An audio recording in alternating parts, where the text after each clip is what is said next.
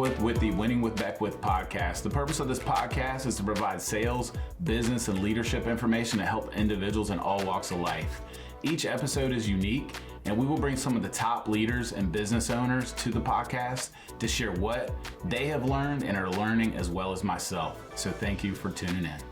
Welcome to this episode of Winning with Beckwith. It's really an honor to have one of my closest friends on today, also my pastor. Let's go. So, you do it all, but Pastor Michael Brueseke. Come on. So I think the audience should know that I just learned to pronounce his name. How long have we been friends? We've been friends for like years. I don't even know how many. And yes, I felt this moment. I'm like, you have to learn to pronounce my last name. Yeah. It's just in the last year. I didn't want to have you on the podcast until I learned it. So I just learned This it. is a big day. You're still growing. See? Yeah, I am. It's amazing. So Pastor Michael, he, just a little background about him. So he leads a church, community church in Chesapeake, Virginia, formerly called Community Church, That's right. now called Alive Church. That's right, big change. We have multiple campuses, the farthest one being in St. Louis. That's right. In the U.S., St. Louis. We do a little work in the Philippines also.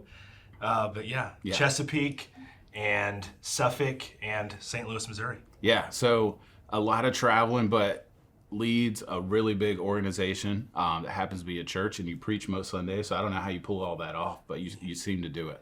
But you're a great leader. Wanted to have him on because he's always so humble, always looking to be a better leader. And honestly, as a friend, you're a great friend to have because you always encourage me to be a better husband, right? And grow closer to God, which is always good to have people around that. This feels emotional to me right I know, now, so I don't know where you want to go. I'm like, I feel the same way about you. So. I wasn't planning on that. So it just happened. But thank you for being a great friend and a great pastor. And so Michael's originally from a small town called Sullivan, Missouri. Very small town. And I think people should know that you graduated from the Harvard of Missouri. Yes. Sullivan, Missouri is amazing. But what about Harvard? The college you went to. I went to Missouri State. Which is the Harvard of Missouri. Is that what we're calling it? Yeah, Missouri State. Finance degree. So if pastoring doesn't work out, I'm looking to you to still get that. I think it's been going pretty good for you so far. But it is interesting because before you became a pastor, you worked in the corporate world. I did. And so I think you were in a leadership position at Boeing, is that right? I was a contracts lead. I led negotiations with the Navy, and I had a team that I led when I left Boeing. There was a team that I led, and we were negotiating. We were actually in Norfolk, traveled Oceania, so out in where we're out today. I was actually here for travel when I lived in St. Louis, and now I'm doing it the other way around for a different organization. Used to get cussed out by the Navy people all the time. As I wouldn't give them enough profit, or I was asking for more profit. I guess. The Navy tends to do that, Yeah, I learned a lot. The language is tough. Yeah. Also in the mortgage business, the language can be tough too. But so yeah, thanks for coming on. Great to be I here. feel like we could keep talking about all the stuff that God's led you to do. I did want to mention a couple things. You wrote a book. I did. Called Flip the Script. Yes. And you also have a podcast. Yes. Called Flip the Script. Yes. Tell us a little bit real quick what that is and what kind of God laid on your heart to write the book and then start the podcast. Well, I realized a few years ago, everything in my life was going awesome. So my church was growing fast, recognized by this magazine called Outreach Magazine that recognizes the fast growing churches in America. And they're like, you're doing great. People started to call me and ask me for advice, and I hated my life pretty much. I would come home every day and just talk to my wife, Megan, about how hard everything was, and realized that the thought process and the words coming out of my mouth were actually producing a different life than what was happening on the outside. Wow, that's good. So began to did some heart work, some soul work, some mind work, and figured out I need to change the way I think because nothing matters on the outside if I don't think right. And so just conversations with friends and people I lead, I've realized that so many people, it doesn't matter what we see on the outside, their thoughts are going a totally different direction. And so it really is as simple as flipping the script. Our life, we are writing nonstop, the thousands of words that go on in our minds. And I'm like, let's learn to flip that. And everybody can do it. You can't have a positive life with a negative mind. And so I'm going, obviously I'm a pastor, so I have a mission when it comes to that, but also definitely feel like part of my purpose on earth is to help people flip the script because we're meant to live, man. We're meant to live fully alive, positive lives, and it really does start in our mind, and everybody, no matter what they do, can change that. So that was the idea. Wrote a little 20-day devotional kind of book to, it's what do you call that? It's like on anybody's level. So sometimes people write these 400-page books, and I'm like, You can't do that. My wife's listening to a 16-hour book right now on Wow. the mind. I'm like, I don't know I can devote 16 hours to one book, but yeah, that's the idea. Yeah, so flip the script. I don't usually plug things on the podcast, but today I'm just feeling like it. So Let's go. I feel so honored. Come yeah, on. I think if you haven't checked it out, it's a good devotional, and the podcast is really good. Again, I do believe in the business world, whether you're in any type of business or leading an organization, like getting your mind right is key. And we could have talked about that. We could have easily spent 30 minutes talking about that. Right. But one thing that I really wanted to focus on with you is leadership, some leadership principles. Love it. Raising up leaders, developing leaders, because I've just kind of taken a backseat, well, not a backseat, but a passenger seat, in watching you as you've led our church in developing leaders and growing leaders, which I think is amazing. And so wanted to touch base on leadership. So tell me, like, maybe some leadership principles that you've shared with your team in the past. It can be broad, it can be specific, or stuff that you're sharing today, like what's on your heart from a leadership perspective. Well, some of the biggest things that I've been thinking about as we rolled into 2022, so I'll start there and you can redirect me how you want me to go. But I've been thinking about in leadership, what are those things we can't delegate? And so this is what I've been talking to my team a lot about, is what I've been talking to our volunteer leadership team about. We have, I don't know, 300 or 400 volunteer leaders on top of the 500 then volunteers. And so all of our leadership, I'm going, what are those things you can't delegate? The most important being you can't delegate leading yourself. And so many times I'm like, do this for me, do that for me, which you should do, right? Because leaders are making sure that we're getting other people in the game so we can focus on what we can only focus on. So number one, I'm like, you can't delegate leading yourself. You can't delegate your soul care. So I've been thinking about these things a whole lot in what are those things in life that you can't delegate. Now, outside of that, I think I swim in that world of going, if you want to lead well, you've got to make sure that you're serving and making the people around you better. Yeah. And I think coming at this from a corporate perspective, because I do have, I guess, about 7 years in corporate America, around a lot of guys like you. Yeah. I think sometimes we miss that no matter what industry you're in, if you want to lead well, one of the most important leadership principles is leaders make people better. And so you're not, as a leader. I think we could just wrap up. As a leader, I'm just joking, go ahead. As a leader, we'll start to think about, like, I need to hire people to help me get my job done. Yeah. And so I know, certainly for me, because I am like so dependent on volunteers. Yeah. I mean, we have a staff, paid staff also, but I can't be like, I just need people to do this so I look good. It's like, no, I've got to know that everything I do invests and makes people better. And then eventually, right, that's going to then help me be who I'm supposed to be and to be able to keep doing that. And so I think that's true for middle management. I think that's true for leaders of companies. Good. So yeah, like I said, we could wrap up there. I mean, those are two really great points. But I think it's important because we talk a lot about the podcast in previous episodes that as you're growing your business and you get to a point where it's not about you anymore, individually, so good. Right? And so you go from a sole proprietor to Fortune 500 at some point, right? But it doesn't happen like that. And so getting leaders in your business, getting them and delegating, I think sometimes we can focus too much on the delegation piece. Mm-hmm. And we actually talked about this earlier today, is there are things we cannot delegate. And that's the main point I want everybody to remember, is like, you have to figure out what you can delegate, what you can't delegate. And also there has to be checks and balances in there to make sure that that stuff's getting done the way you see it. And I know you have an eye for making sure things are done with excellence. Yeah. But when you have that kind of eye as a leader, how do you train people to see the same thing you do? And I know they're not going to be the exact same thing, but how do you get them there? Ask me that question again. I'll try to go there. But I just had this thought that I want to tap back into as a leader, and I don't remember where I first learned this, so this isn't original with me, this statement. But I think one of the most important leadership things that I've bought into is I've had to answer this question: do I want my name on everything, or do I want my fingerprints on everything? Wow. And so for me, in my world, people are like, Michael Brueseke Ministries. I'm like, I'm not trying to have Michael Brueseke Ministries. What I want to have is that I know my abilities, my DNA literally of how to shape and shift people and leaders and build business and build organization. It's like, I know that I got to be a part of that. I know that it's a touch, that it's expanding. And so I think that's a big part of fingerprints versus name. That's how we know we're developing the way we're supposed to. Now, what did you ask me? I don't remember. I'm sure it was so good. You were asking me about excellence. Yes. Yeah.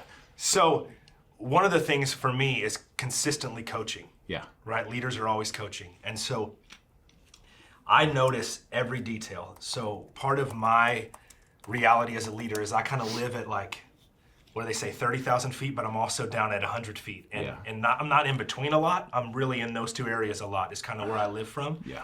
And so what I'm doing is I'm taking what I think we would call them middle management. I guess that's the best term. I'm taking those men and women in my organization and I'm going, what do you see right here? And then you let them answer and then I tell them what I see right there. And so just this consistent practice through the years has been the best way I've known to develop people in seeing the things you see as a leader. Yeah. Because what I know, it's kind of like parenting, is I can tell my kids. Exactly like parenting. I can tell my kids to do it, but until I walk with them through the demonstration of it, they don't get it. And it's the same way with leading. You can't train people to just see what you see until you're actually walking with them to see what you see. Yeah, that's a great point. And when it comes to parenting, another good analogy with that is how many times do you have to tell your kids to do something before they start doing it right? Yeah. Right? And I hate to treat leaders in our organizations or compare them to kids because they're not kids, right? Right. But it is the same principle of the follow-up and being able to consistently coach is what you said, is continue the follow-up, continue to talk about it, which I think is key. We can redeem the parent and employee point real quick. Yeah. Because I know some of you are watching today, and maybe you're aspiring to run a company or to grow in leadership. The thing we have to remember is as executive leaders, just like the way we are as parents, is our kids.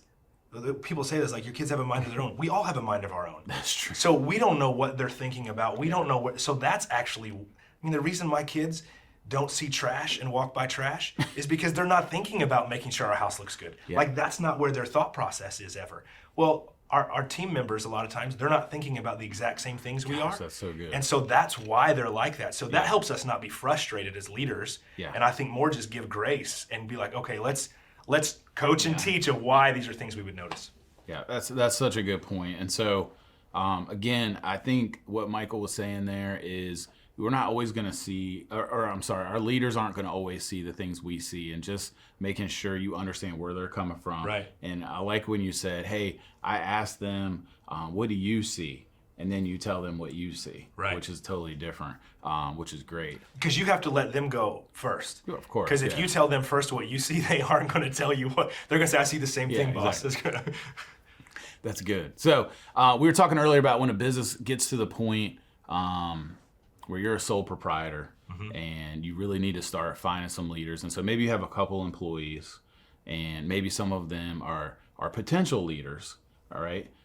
Maybe you got to look outside your organization. But tell me how in the past you've identified leaders, or how would you tell a new business owner to find the leaders, to bring in some leaders to help organization, which I think one thing that I wanted to point out, which you mentioned this earlier, but most of your leaders are not paid. Correct. Which makes it even harder. But what would you say? How do you kind of raise up leaders? How do you identify them, I guess, is what I'm asking. Yeah. So I'll look at it like this, just to give clear context. So we have 36, somewhere between 35 and 40 FTEs, right? Full-time equivalents. Those are people that get paid. People that get paid. We have hundreds of volunteer leaders that give somewhere between 10 plus hours a week, right, to serve.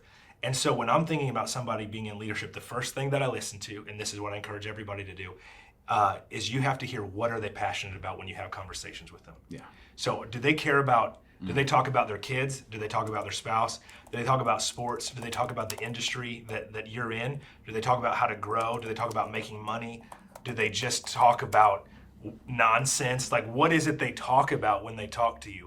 Because that's always going to reveal what they care about. Yeah. And so sometimes people's charisma, I'm like, oh man, that guy's going to be a great leader. She's a great leader. But then when you talk to them, they're not running where we're running. Like, they don't have that focus. So the first thing I want to do is I want to talk to people and I want to find out what do they talk about when it's a wide open agenda for them? And does that line up with my mission as a leader? Can we tie that? The second thing I want to do is I want to have somebody I trust go talk to this person. Yeah. So, and this is once I've identified somebody by that, I go, even sometimes it could be a guy like you. We talked about somebody the other day. I'm like, hey, I'm just curious what you think about this person, because I want somebody I trust to see what they see in them. Yeah. Because a lot of times as leaders, we're blinded by the need. That is so dangerous. And we're like, oh, I've seen this guy and he can do this. And so I'm like, oh, he's great. I hire him, I hire her. And then all of a sudden it's a complete train wreck. But somebody else that didn't have this, the need in their heart would have been like, oh yeah, that's a bad call. Which, by the way, my wife has told me a couple hires I've made. She's like, yeah, I never thought that was a good idea. And I'm like, gosh. So I think the number one way, if you're married, is to listen to what your spouse says about potential hires. So listening to them, bringing somebody else in, and so then if they pass those two tests, then I think the next step is get them close to you. Yeah. And find out, and this is how high do you want to be up? Do you like to be with them? Yeah. So if you don't like to hang out with them, they're not going to represent you well. And I'm talking high level leader, right? Yeah. But it doesn't mean everybody in your organization you're going to be friends with, right? Correct. But when you're talking bringing them up to the executive team, bringing them up to that level, if you don't like to be around them, you don't want them there, because if they rub you the wrong way, they're going to rub potential customers the wrong way, and you want them to represent you well in everything you do. I've never even thought of that. That's great. That's really great. One thing I really like that you said, are they all in for your organization? Yes. And so I don't know if you said it exactly I said that, mission. but that's what I heard. Yeah. No, it's right though. It's right. In your field, it's the mission, right? The ministry, but in an organization or a business, I always tell people when you're hiring people, whether they're leaders or anybody else, like they have to be on your team, meaning they are all in for your vision. And so the way you said you do that is you just like to talk to them, like to hear what they're saying and listen to what they're saying. Right. And one thing that I've noticed over the years is it's not always what they're saying too. It's what they're not saying, and being able to tune in as you're talking to them and things they leave out of the conversation, really tuning into that can really let you in whether, hey, are they going to be all in? Are they going to be loyal to the mission of the organization, in your case, the church? If we think about it like this, and you know, I've had this conversation. I mean, you lead a large organization, a for-profit, right, business. They're still like, you want to bring people into mission. Like, listen, I'm giving you an opportunity to make your life better. Yeah. I want you to come in. You're going to be able to provide for your family. You're going to be able to do some of the dreams in your heart. I want to bring you into this to experience significance in your life. It doesn't have to be like, for me, it feels easier sometimes. I'm like, this is ministry, but in any organization, we bring them into that and we paint that picture for them. Here's an important thing, I think, if you want your organization to be strong with your team. Yeah. I don't know if this is how you operate, so you can disagree. Obviously, your podcast, you can do whatever you want. I mean, I'm probably gonna agree, but we'll see. so we recently merged, we recently merged and brought a church in St. Louis in to become one church, a live church, and so some of the paid staff there, some conversations I began to have with them, because I've already been having it with team in Virginia, was if you work for me, you can't have a side hustle. Because if somebody works for you and then they also have their own business on the side, they're not going to give you their best. Yeah. And a lot of times we're like, that's okay, just do that as long as you get your work done. But the problem is they're not going to give 100%. And so I think we just have to decide as leaders, what's our level of expectation for somebody we're paying. If we expect halfway, then that's great. But if we want all in, like we just said, then they can't also have a side gig. I do agree with that, by the way. Because you weren't sure if I was. That's great. I didn't want to mess up anything of like what you say to your team. No, that's exactly what I say. In our world, I think the focus when you're working, right, and your job is what you do every day. You come and you get paid for that job. Right. Like I truly believe 100% with the way you said that has got to be your main focus during work hours. After work, right, is a little bit different as long as it doesn't conflict with what we're doing. Right. In our main job, and obviously you want it to be ethical and legal. Right. These are important things. Because you said side hustles. That could go a lot of ways. I think that's just like the terminology the kids are saying these days. So I don't know. I agree.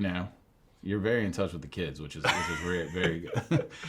So no, I think that's a good point. And identifying leaders, you want them to be loyal. You want them to be all in for the mission. And I think as a new business owner, as you're growing your business, and you probably aren't new if you're at this point where you're looking at leaders, they have to understand your business, obviously. But to me, and I don't know if you agree with this, to me, the actual knowledge of the business is very low on the importance level of finding a great leader. Yeah. And so number one for me has always been, are they all in for the mission, right? Yeah. And then everything else kind of takes care of itself, because you can train them, you can mold them into the leaders that they're going to be. I actually think it's way better to hire, if that's correct English, I actually think it's better to hire somebody that doesn't have baggage, which is really, at the end of the day, what it is. Yeah. And so when you bring somebody in that doesn't have to work through, well, this is what my old boss did in this area. Yeah. Or when I owned my own company in this area, this is how I did things. Yeah. And instead they can come in and they can actually look fresh because they're doing this activity, if you will, for the first time and give ideas but not have the baggage of the past. I think that's true. And I mean, it's been true in businesses I've been a part of as well as the church. It's like, no, if you don't have that, you're actually going to be better off. And we would say it like this: you can go further faster if you don't have to deal with that stuff from the past. Yeah. And as you were saying, I was thinking of something you said earlier about when we have a position to fill, when you know you need somebody.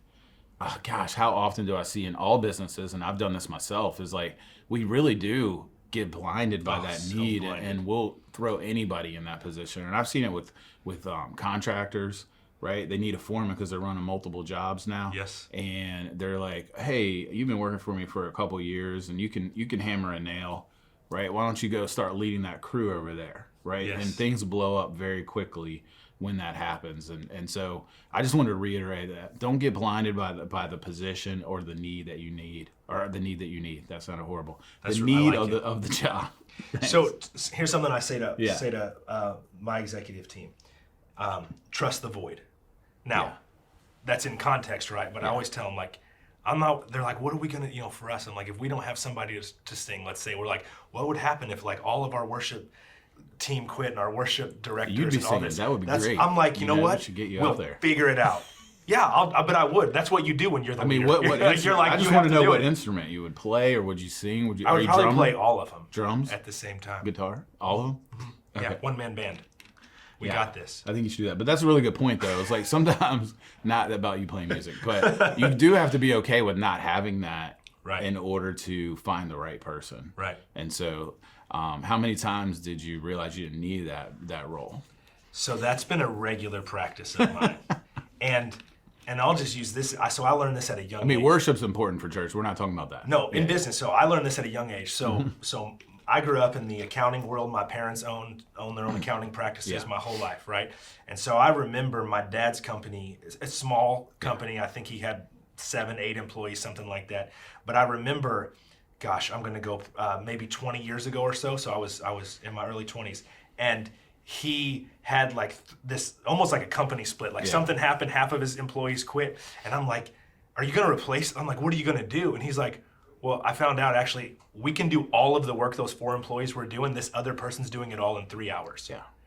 And one of the things that happens as a leader, especially as we grow, is we actually just kind of make things sort of cumbersome and busy. Yeah, that's true. And so a lot of times we have to think through, you know what? We've been doing this for 2 years. We probably could gain efficiency right here. And so that's part of when you end up with transitions of employees and team and leaders. Sometimes it's actually just a really healthy thing so that your organization can be stronger. Yeah. Spiritually, we would say it's pruning, where we're getting rid of employees that aren't helping build the mission, making the tree stronger. Right. But just in general with technology, right, we're always getting better and more efficient. So if we're not doing more, then we're probably going to be better off at times with some shrinkage in the team size. Yeah, totally agree. And so I want to kind of bring us back to where we were. All good points. I don't know where that was, but I'm looking forward to the ride back. I'm going to let you know. So we're talking about identifying leaders. And so I wanted to touch on, after we identify the leaders, like what are some practical ways that you've seen work to start training, I guess, or raising up leaders to kind of fulfill their potential? Yeah, so number one, and this feels way too easy, but I mean, there's a few books that I always want them to start reading and investing in. Tell me about it. It's common to say this, right, that leaders are readers, but it's unfortunately not condom. It's common that people just don't read. And so there's different books that I'll throw in at different times. I don't know if we're talking books. Yeah, there's a book called H3 Leadership. That's a great leadership book. I'm taking notes right now. H3 Leadership. Yeah, there's. I think you told me to read that and I didn't. You're supposed to read it to be a leader in our church. Oh yeah, I read it then. We'll evaluate whether or not you can continue to be in that role later. But actually, I did actually read it. Now that I remember, but I don't want to be fired from the volunteer team. But we'll read Maxwell stuff, and also I'll just take him into how are you John Maxwell stuff? How are you reading in different disciplines? Mm-hmm. So I think that, and this is something I've learned over the last several years, reading across sort of fields and expertise. So I'm reading some in psychology. Yeah. Right now, as I'm sitting here with you today, I'm reading a spiritual leadership book written by a Jewish rabbi that I'm starting. I'm reading an autobiography from one of the greatest authors and church leaders. I'm reading a book on finances. I'm reading a book on habit formation. Yeah. I'm reading a book on parenting and what to do when I have 5 kids, so how do you do this? So when I'm raising up leaders, I'm going, what does your reading look like? Yeah. And so then I'm helping guide him into some leadership. The second thing that I'm doing is making sure that they're pouring into people. This is huge for me if I'm going to train a leader, because I think we grow and learn the most when we're having to pour into somebody else. I mean, that's what leaders are, right? Totally. Yeah. And so here's what people will say. They should be. I don't know how to do that. And I'm like, I know. You're going to need to go teach this person how to do it. Because I know you're going to learn how to do it if you have to teach them how to do it. But otherwise, you're just going to try to figure it out yourself and not learn it. Yeah. So I think those are the 2 easiest practical things that I could say that is totally cross organization, cross field of study, whatever. Yeah, I mean, I think it applies to business, any organization, whether you're leading a nonprofit, you just started a construction company, or you're growing your business. I mean, getting your people to read. But if you're not reading yourself, come on, obviously I would start there. Yeah. And I've talked about it on a previous episode. I was asked how many books a month do I read, and so you just made me feel really bad. I'm sorry. Because my goal is 2. What is yours, like 20? I'm just kidding. So, so this is one of the things I worked on this year, and I think this is great for everybody, is I don't have a goal in 2022 for the number of books I'm going to read. I just have a habit that I'm going to read every single day. Nice. And so what it's I know more about is habits I've already read more in the month of January than I have in any month prior that I can remember, because I'm reading every single morning. Nice. And so I think it takes the pressure then of like, I need to get through this many books, but also you develop more.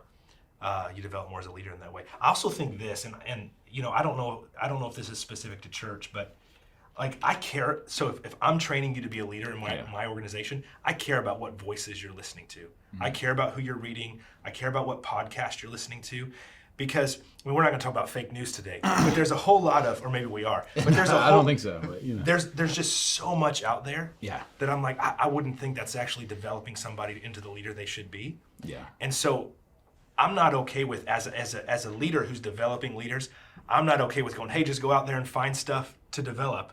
I'm over here going, no, here's a good track for you. So I think every single leader out there, if you're trying to raise up leaders in your organization, it's important that hey, these are the books that are good for you to read. Here's some podcasts that are good for you to read. Here's somebody in the industry that's a little bit ahead of where you are that I trust, that you could learn from, and then to help kind of facilitate that relationship. Otherwise, people find them on their own. And I realized as a pastor, so this will be specific to my world, like teenagers are getting discipled Christian terminology, I apologize, on TikTok. That's true. So I don't know if leaders are getting developed on TikTok, but if they are, I'm like, well, I want to redirect them back to where I'd want them to be. No, that's really good. And I think it starts with ourselves as leaders, right? 100%. And so we're talking about raising up leaders, identifying leaders.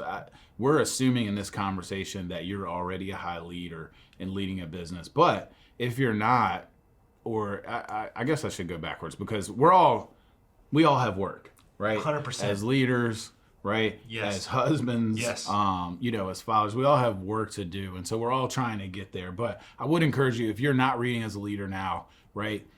Pick up a John Maxwell book, or this H3 leadership that Michael brought up. But there's tons of great books out there. Shoot me a message. Obviously, I can get you some great book recommendations on leadership, because I think that's great. But start with yourself, because once you are in that, right, it's much easier to pour into your leaders, and then they pour into the leaders below them, and it just starts to explode from there. Agree. So just kind of zooming out, if you can go back up to 30,000 feet. Okay, let's go. It's flying up. When you look at your organization that you lead right now, and you look at the leadership style that you've had, how long would you say it took for that to go from 30,000 feet with the vision that God gave you down to the lowest level? In our case, there's tons of leaders at the church. You have tons of leaders, but like the door openers, and if you're a door opener, that's not a negative comment. I do that sometimes. That's right. It's good. It's important. But People how decide does that go from 30,000 down to the ground level to the whole team? We're gonna get that, but I think this is true for OVM. I think this is true for your company because it's true for a church. People decide what they think about your company based on their experience at the front door, not based on their experience with you. So you can be the best leader in the world and have all the wisdom and help them with their finances, but if the person at the front door didn't smell good and made them have a bad experience, they don't want to be at your business. Yeah. And I see anyway. So how do you move it? How do you move it? Wait a second. Did somebody smell when you walked? No. It was all great. It was all great. But I just think it's reality that I think we don't think about sometimes. We're like, oh, that'll be fine. We'll just get somebody to answer the phone. We'll just get somebody to be at the front door. I'm like, no, that's what people think about you now. Yeah. So yeah, that's true. 3 years is a good framework, number one. Yeah. So if you're starting something or if you're taking over something, most experts would say 3 years. And that takes time because you are literally just going through the whole thing. So I can't give you in a minute like, hey. No, I know. I just want to see three years from your experience and what you experienced, how long did it take for that to kind of shape an organization and a culture? Yeah. And I know you took over. So I took over a large church in Chesapeake, Virginia, and it took about 3 years for us to shift culture. Yeah. And so we're as I sit here today, we're 4 months into doing the same thing also in St. Louis and merging these together. And so that's part of what I know from expectancy, like, okay, I want it to be changed right now, but it's likely going to take a couple years at least to really get culture shifted. So be patient and stay back to what we said earlier. Be patient and stay all in on the mission. Yeah, and I think the good news is when it's a new organization, you're not trying to change mindsets and change the way people have been leading, right? You can start from scratch, really, and just mold the people and bring up the leaders that are brought in front of you, and not just filling the hole, right? But finding the right people that are all in for your mission. Right.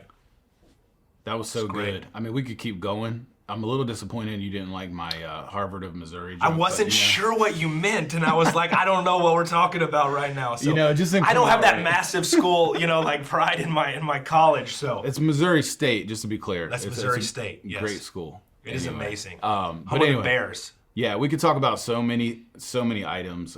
Once again, I encourage you check out the Flip the Script podcast. We'll just go ahead and plug that. Also. Go to church. Let's go. Plug into a local church. A local church doesn't have to be our church, right? That's right. We got a pretty good pastor if you don't have a church. But, Thanks. Again. Thanks, I appreciate that. It's good. But thank you for coming on. I thought the leadership principles that we hit are very practical for new businesses, new business owners, anybody leading any kind of organization. So thank you so much. Thanks for having me. Thanks for joining us today.